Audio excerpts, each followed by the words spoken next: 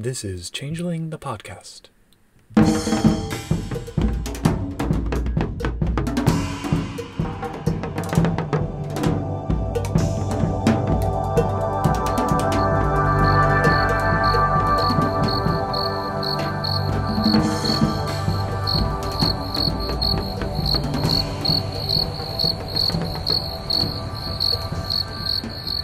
Welcome to Changeling the podcast. Come for the glamour, stay for the vibes. I'm your host, Josh, and with us is your other host, Puka. Say hi, Puka.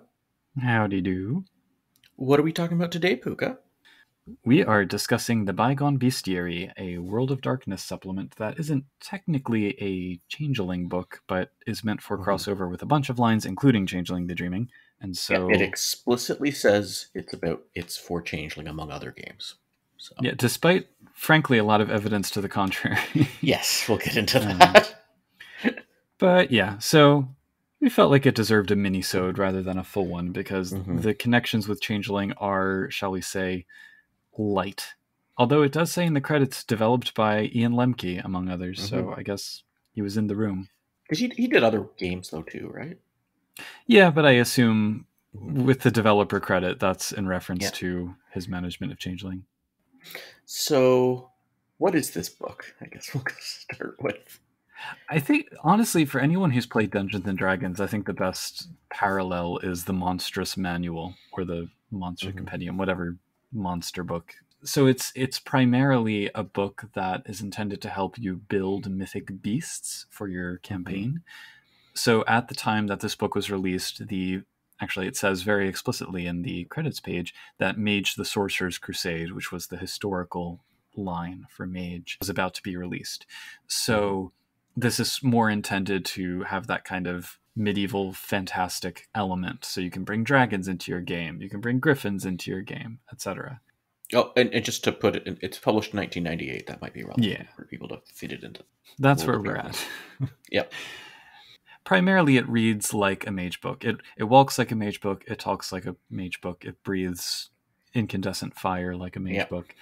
So, yeah, there's the question of what's a bygone, and I think that's more of a question for Mage the podcast. Yeah.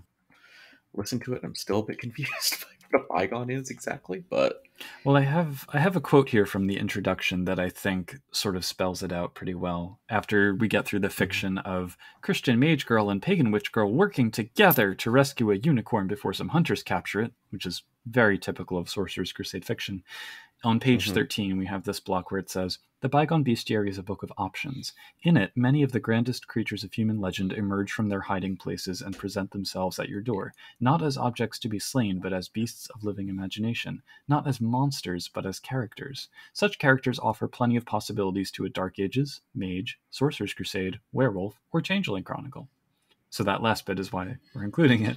But note that something like Modern Vampire is not included on the list because it wouldn't fit tonally. Yeah. So the Bygones, with a capital B, is the term of record for mythic beasts. And they're being presented here to be fleshed out as thoroughly as NPCs, not just foes to be slain or captured or whatever. So they're given lore and backstory as thoroughly as, well, the core books at least for any of the other lines. Like, each splat for the Bygones has its own little write-up. You know, we have another quote later on where it says, "The Bygone Bestiary is an excellent resource for storytellers who wish to include fantastic creatures in their Changeling chronicles. Most often magical beasts that are encountered are of the chimerical variety, though it's always possible that a surviving Bygone could still exist somewhere out there, waiting to be discovered by adventurous changelings.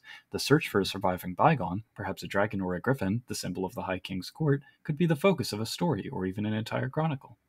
Yeah, and that's how I think of this book too. Like, it mentions working as chimera, but they're fantastic beasts. Any of these beasts here definitely you could make a chimera that is one of these. Some of them do show up in various Changeling books, right? The same sort of idea. Yeah. But I think of this as you're actually encountering them. Like, they're mundane, not mundane. What's the word for that? Autumn? But not really autumn. Fleshly? Fleshly, yeah. Yeah. You don't have to be enchanted to see them. Yeah. Which I kind of like, actually. I like that the book specifies that the actual Bygones are quite rare, and for Changelings, the chimerical expressions of them are more common. But I like the fact that you could have a motley who's totally used to going out and finding chimerical unicorns and slaying chimerical dragons, and then, oh, here's a real one that's actually knocking shit over. It's like, yeah, and you're not just taking chimerical damage at that point, right? Attack you, And you're not the only one, because there are probably humans running and whatever. Mm-hmm. And this gets away from, so in Mage, especially, I think Mage 20 really kind of lays this out further. When you have the mechanics of things like unbelief and saying bygones can't stay in the real world, Changeling, I mean, yeah, you can have banality, and you could say, oh, the banality drives away dragons pretty quickly or whatever, but it's a lot more hand wavy and a lot less fleshed out. Yeah, it's usually covered up with, oh, if you tried to unify the cosmology, you'd say, oh, the mists Right. protect from unbelief. There you go.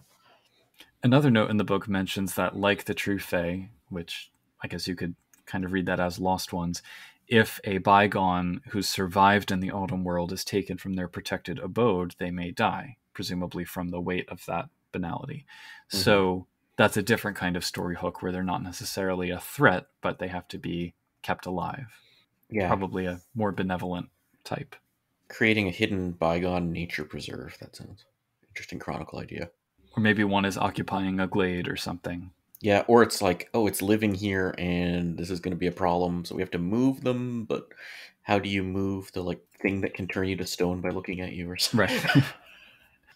There is a note in here that, given the character creation rules and everything, you could actually have these as PCs, although they strongly recommend against it. But I'm not going to stop anyone from running a unicorn game. I've had PC Chimera show up a few times when running games, so there you go. Doesn't seem that much more of a stretch. Well, and now in C20 we have Lycians, and we have all these other sort of options for building them out. It's interesting that you mentioned mechanics earlier, because it was already a heavy lift to get the stuff from this book into Changeling when it came out, and now with the 20th anniversary edition, it's like you have to kind of take it even a step further. So even though I wouldn't say necessarily, yeah, go out and buy this book so you can design Chimera, it is interesting to kind of look back and see how it was handled before the mechanics were tightened up. Mm-hmm. And it's also from the point of view of the medieval period, or I guess early Renaissance period, perhaps. So a lot of the lore is very different from what you might have in modern times. It will have been forgotten or dismissed or replaced, or had the overt Christian theology filed off, And some of these, I remember when I first read this in my youth, there were creatures in here that I had never heard of until I read this book. Yeah, there's a lot of these I've seen in other role-playing games, but there's a few. We're not going to go blow by blow on these, but I just find that there's a ghoul that looks like a satyr, and that just... it's called a ghoul that looks like a satyr. That's just fun for lots of Crossworld of Darkness name confusion. And it raises the question of, at this point, so D&D, for example, drew a lot of its monsters from mythology as well as fantasy. Mm-hmm. But I think in a lot of cases probably has shaped the popular imagination of what insert monster here looks like more than the traditional kind of thing. So it's like, what does that do to the chimerical expression of a ghoul in different parts of the world at different points in time to different cultures? So it's interesting to think about. But should we get into, we're not going to go through every single monster, but did you have any other? I want to call out, for some reason, I can't think of a book like this for any role-playing game I've read, or maybe not a book, but at some point in a line, there's always a Periton, and yes, I don't get it. Why are there? I also have that as one of my call-outs, so I'm going to get to that. Yeah, it's just so common in role-playing game supplements. Before getting into that, I wanted to just point out, so the structure for the book, for chapters 1 and 2, chapter 1 is the big list of mythic beasts. Chapter 2 is ordinary animals who might be perceived as kind of powerful beasts. And each of them, again, it kind of echoes the D&D books, because you have sections on the legendary, so the lore surrounding them, description about their behavior, the ecology and everything, future fate in this case, because the book is set in the 15th century, what became of it until modern times, image for physical description, role-playing hints if you're actually running one as a character, and then traits, so the average stat block, including powers. The exception to that structure are, of course, the dragons, who get like 7 entire pages on their own, practically its own subchapter. But it's a bunch of dragons, too. There's so many dragons and dragon-like things. Yeah. There used to be there was a standalone game that somebody made, like a World of Darkness spin-off game that was Dragon the somethinging. And I mean, it's not the kind of thing that you could launch on Storyteller's Vault these days, but I remember it being reasonably popular. I think you could maybe do that still under Dark Pack. But under Dark Pack, sure. But yeah. That being said, I do really like the dragon write-up. They lean very hard into the elemental aspect and a lot of the different lore. Mm-hmm.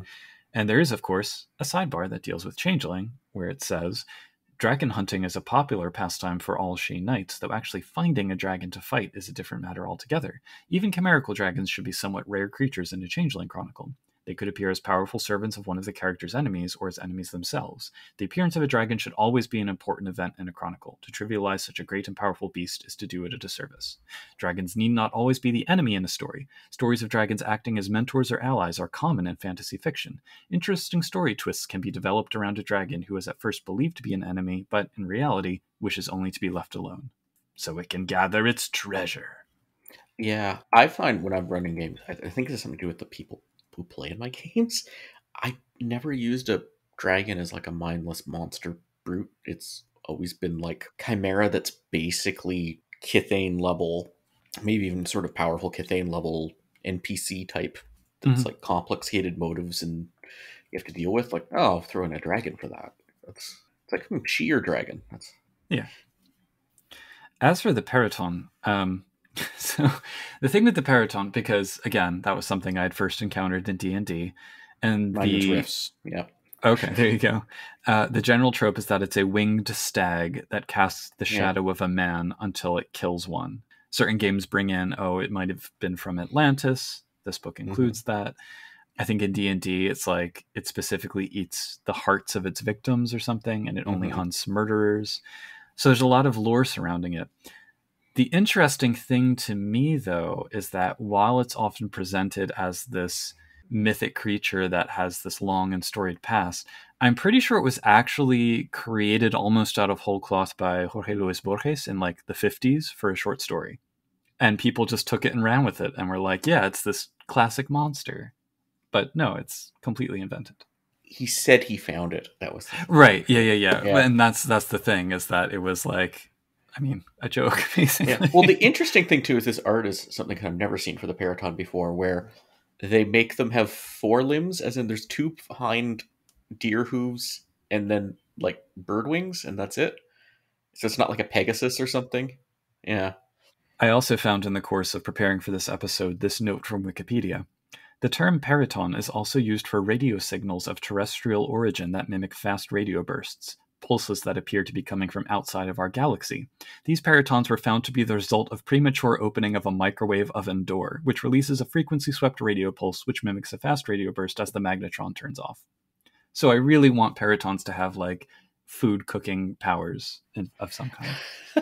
But that's neither here nor there. With your Wi-Fi, you know. Yeah. The other 2 that I just love from the section on the greater beasts are the Sea Bishop, which is this sort of fishman that lives in the ocean, but is also an expert on Christian theology, or so says the Vatican. And then the Simur, which is a Persian oracle bird that speaks all languages and tells the truth. So those 2 I quite like.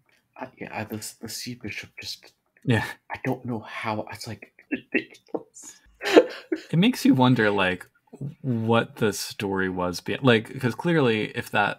I mean, maybe that's another thing that they lifted from Borges, but if there is actually a historical... I don't know, I feel like precedent is the wrong word. although if calling back to our 3-part episode on dreams and nightmares, I do think this could have just been dropped into like the deep dreaming section. But yeah, that makes sense. Yeah, it just hangs out with those like heron Sentinel ladies and things. crabmen's and whatever.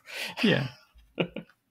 There are also, I noticed, Kelpies and Vodyanoi, both of which have become Kiths in C20, so it does open the possibility that some of these, at least the more humanoid ones, could become proper changelings.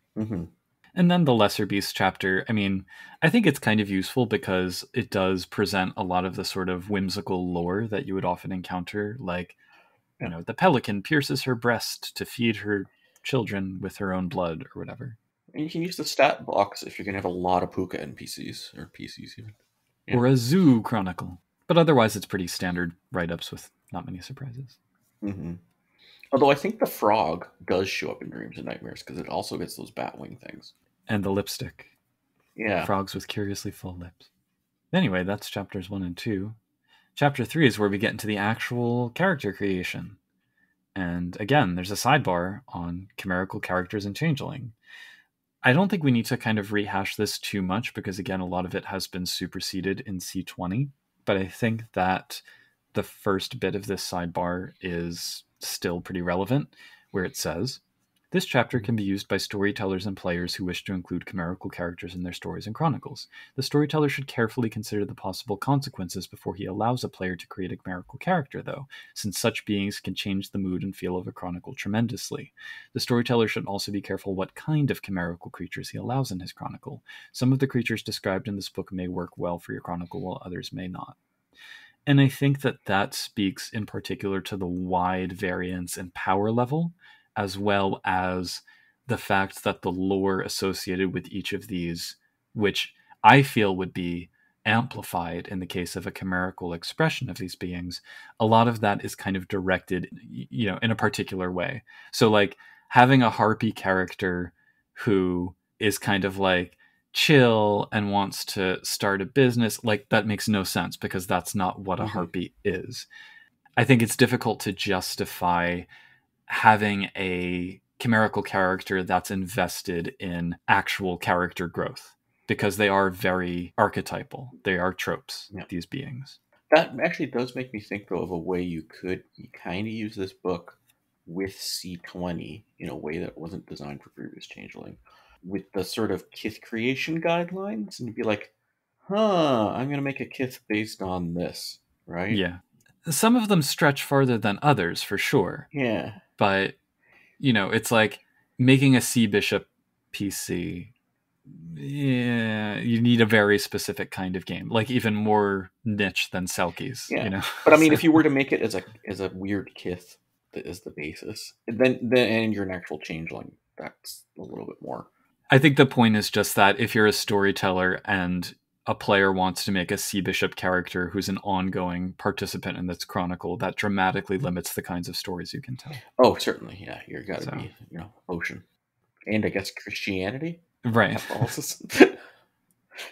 Aquatic Catholic game. There you go. I mean, it's a thing. Maybe there's Anglican Sea Bishops now after the schism. So the sidebar here also suggests that the special advantages, which are the cool powers that the Bygones get, can be converted into reeds by changing their special advantage cost into a chimera point cost. I actually don't know how I feel about that. And I mean, part of that is because the system of building chimera has changed from 2nd edition to C20. A lot of the reed points are still pretty similar between 2nd and C20, though, I'd say. That's true, yeah. But also, I think that the powers listed here, I'd have to kind of look at the system and the math, but I feel like it's kind of out of whack. Like the reads, point for point, I think tend to be a little more powerful. Yeah. And I think also, when you're dealing with the reads, when you're dealing with this book, Wildrick in general, but even more when doing that kind of thing, don't expect to be play tested and right. be like, if you're the storyteller and you're like, I think I want to change the point cost, just change it, right? If you think it makes more sense with a different point cost, that's fine. Nobody who wrote this book, I guarantee, ran a Sea Bishop Chronicle. And they definitely did not have like the in-depth, the amount of choices in here, the in-depth amount of playtesting to get valid statistical results from it. Just did not happen on that publishing schedule or any publishing schedule. So.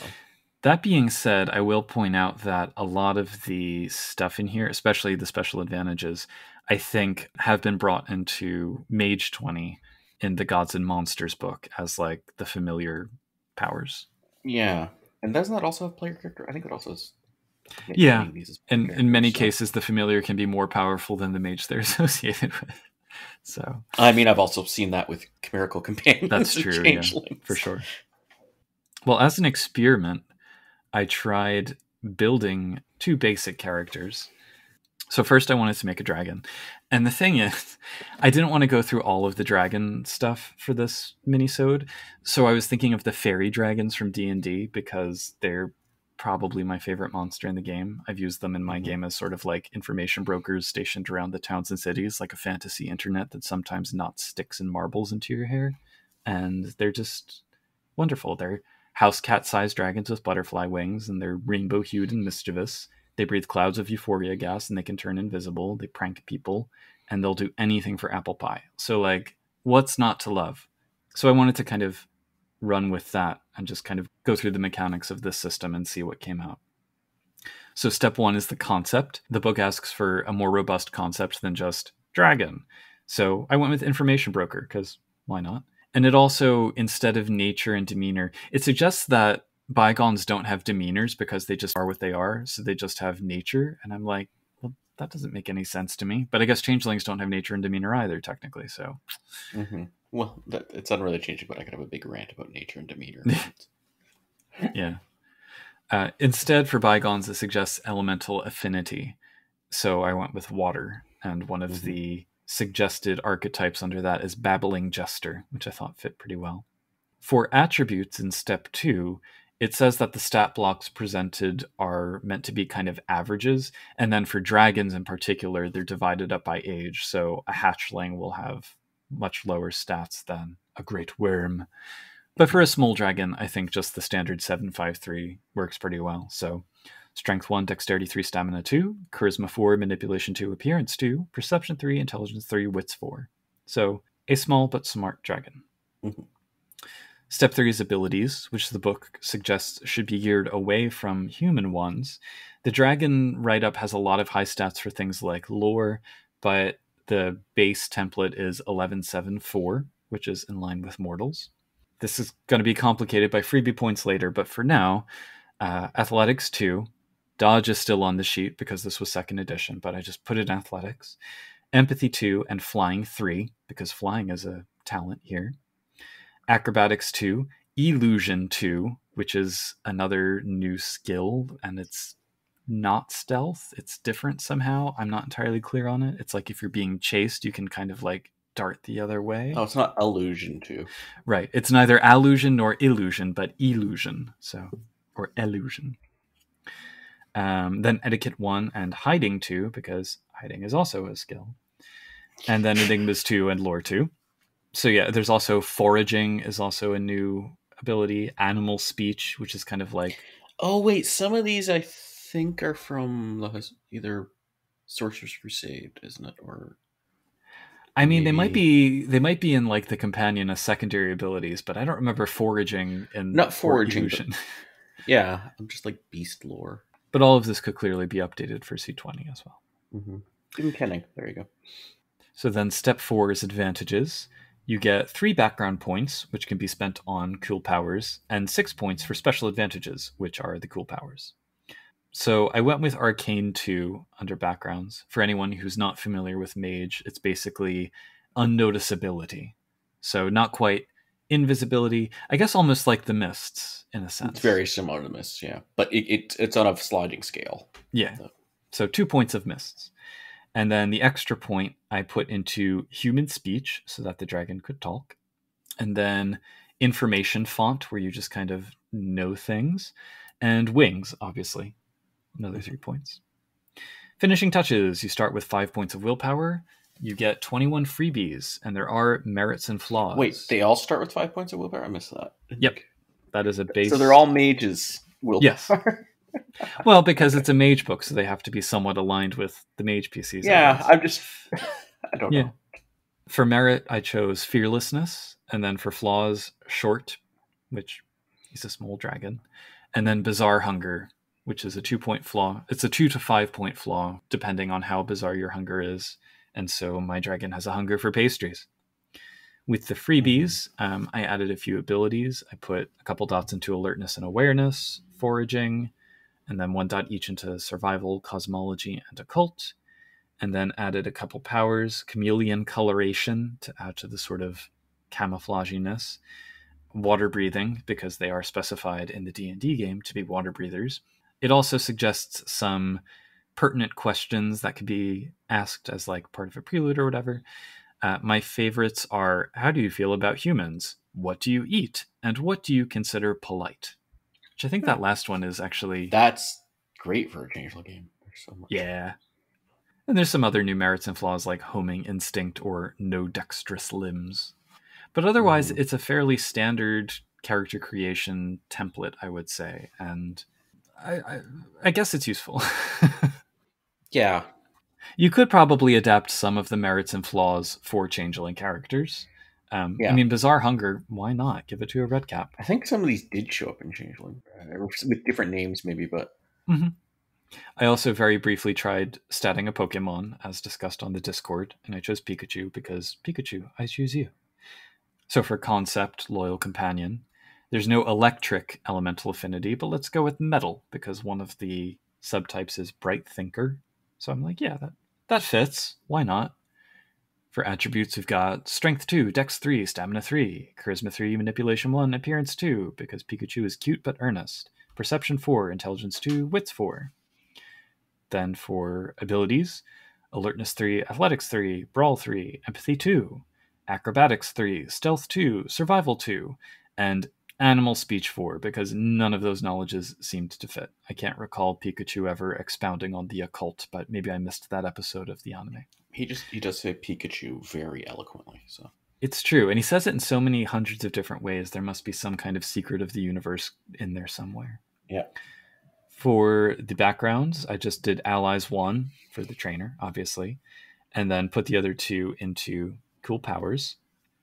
So starting with Elemental Touch and Immunity, which is Elemental Touch, you can kind of suss out and vaguely control your element, in this case electricity, and then Immunity to electricity.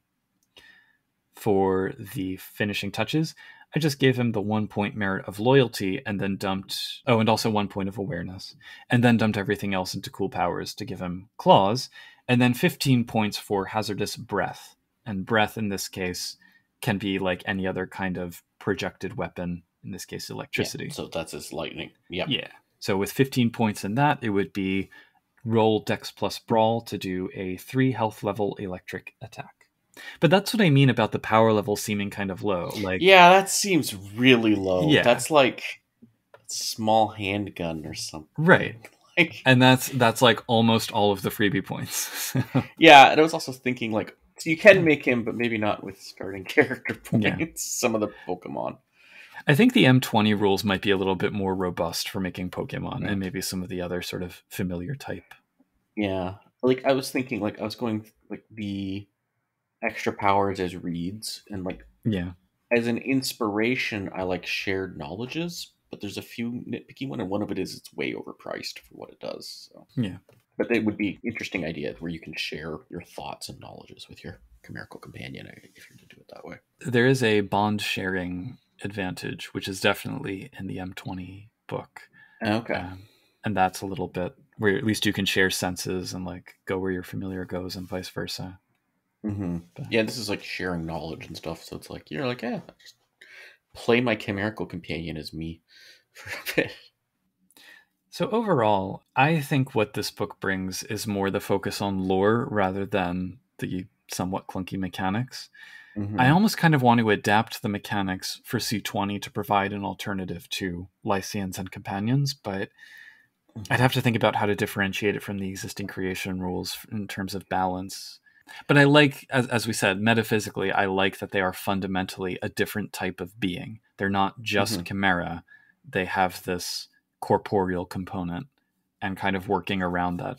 Does that mean they could be have gone through the other way, the Changeling way, and like you get Kithane or Merfolk? Bygone Merfolk Sea Popes. Sea Bishops. Well, one of the Sea Bishops must have ascended to the Sea Papacy by now. Yeah. The Sea Cardinals. Yeah. Anyway, what did you think overall?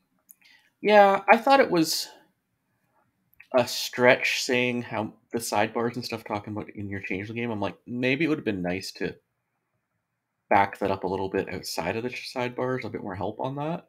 It is useful, like, as a World of Darkness book generally. I mean, I don't know. I think you could throw some of this into a vampire game if you really wanted to. But, like, a very particular kind. Well, I mean, you could have a Tremere hunting down a unicorn for use in a ritual or something. And it's like, okay, you need to stat a unicorn. Or maybe you just want to have the vampires trying to stop the Tremere who actually want to befriend and protect the unicorn. So your Wraith Haunt's been inhabited by a manticore, and that's an unusual problem. Or demons coming across it. Or I guess you could do something with Mummy probably too. Like it's. I think for Changeling, thematically it works, but like it doesn't really fit better for Changeling than any other non-Mage game, I think. Yeah. Sort of tangential to that, we do have one Discord question where Luis Armender asks, I'm wondering if you've used Bygones in Changeling games and if you've tried to translate the powers in this book as Reeds or Banes. Mm-hmm. So putting aside the question of Banes, because those, I think, didn't even exist in Changeling at this point. So I did make a full-on dragon once for a game many years ago, and I didn't even bother translating its powers. I didn't even bother turning into a chimera. Yeah. And I don't think you really need to, but if you feel the need to have it make sense metaphysically for your game, you can. I just don't think they can be easily converted. But I think that's kind of the lesser point. What's more useful from this book than the modular sort of build your own system, which I can see the value in harmonizing with existing ones, but that's secondary to all of the background information and what motivates dragons. What are they after? Why would they appear in your chronicle? How will they behave? All of that information is more important. And I think like you can use the stat block that's provided and have a truly terrifying enemy, or you can go through the legwork of converting it all into reeds, and you'll probably still have a terrifying enemy, but it'll be different. That's kind of my feel. For me, I hadn't read this book before we were doing it for the podcast, so I have not used it in a game. Fair. I think this actually might be, for what it covers, the way it's presented feels more useful for a Changeling game, what you're talking about, the lore and whatnot, than a random D&D book or other role-playing game supplement or Wikipedia entry. Or do you remember, I don't know if it's still a thing, do you remember like these books that were coming out that were like pop-up books for adults, really? Although kids still like them. And it was like these gaming book sized books, full color with pop-up stuff. And it was all like, this one's about dragons. This one's about like certain other types of monsters. This one's about, it has like all this little detailed stuff. I don't recall that, but I will put in a plug for the book A Diversity of Dragons, which was written by Anne McCaffrey and I think illustrated by, I want to say John Howe. Beautifully illustrated. And it's this, I'll leave it open. I'll leave the question open as to whether it's autobiographical, but it's basically Anne McCaffrey sitting around having conversations with two friends and just recounting stories about dragons from all over the world, from mythology, from literature, from, mass market fiction. And it was very instructive to me as a young adult. Yeah, this was a fad about 15 years ago, I'd say. There's like a bunch of them and I'd say this is more useful. So that was very in-depth and involved, but it was very opinionated on a setting. And I always kept thinking, these should be role-playing game supplements, but there's no role-playing, there's no stats, there's no that, but it's so specific to a setting. This one, fits better because it's World of Darkness, I think. Like it feels like it would fit well into your Changeling game because it still fits in the broader World of Darkness, I think. So yeah. I do wish there was more, actually. More Bygones? Yeah, I wish like chapter 1 was just like, there was just a book of just the chapter 1, but just more and more things like that. And I like that they called it the Bestiary because that's what a Bestiary is like. I mean, it focuses not on, it doesn't care about the balance between the creatures. It just says, here's 16 wild stories about basilisks, Yeah, I just wish I had more of them, more of these things. Which is not a knock on the book. It's just at all. Oh, we had one other question. I think kind of got by Vanek. how easy would it be to make a swamp cat? Straightforward, I guess. Yeah. I mean, the system is very broad. Yep. It's not exhaustive, but it's very open to... I mean, the Pokemon experiment was kind of meant to demonstrate, like, at this point, there's like, what, umpteen hundred Pokemon out there. Yeah. So yeah, overall impressions, I would not say it's necessary for your game, but if you have it, I wouldn't kick it off the shelf. yeah, you may want to look into it if you're running a game. Maybe less so if you're playing, but who knows? Let us know how it goes. Well, Chimerical Companion ideas for your character. PC, you could also actually ideas there, or allies. Yeah. So, Mini-sode complete. you can find our website, changelingthepodcast.com. You can find our Discord. We can chat with us, discord.me/CTP. You can patronize us, be our patron, at patreon.com/changelingthepodcast. You're on our Facebook, Changeling the Podcast Facebook page, and send us a tweet on Mastodon, changelingpod@dice.camp. And also check out our shiny new YouTube channel, Changeling the Podcast, which should be live at the time this gets released. Yes, and all the links will be in the show notes. Yes. So once again, I'm Josh. I will choose to identify as Puka, although I'm kind of leaning towards some other kind of fairy dragon name. But yeah, I'll stick with it. And if you find yourself getting hit with unbelief, just wear a really thick trench coat and a wide brim hat. Meddle not in the affairs of dragons, for you are crunchy and taste good with ketchup.